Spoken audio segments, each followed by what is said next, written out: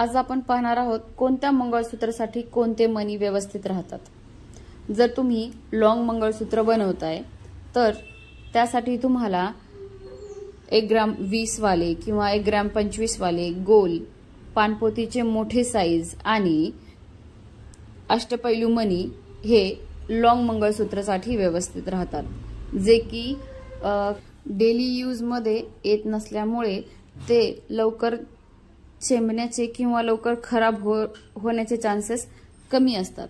जर पोकळ मणी तुम्ही शॉर्ट गंठण किंवा डेली वेअर साठी घेतले तर ते लवकर खराब होण्याचे चान्सेस असतात।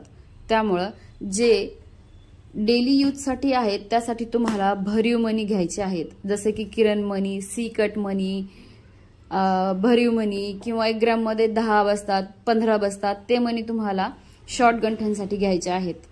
त्यामुळे ते डेली यूज मध्ये लवकर खराब होत नाहीत।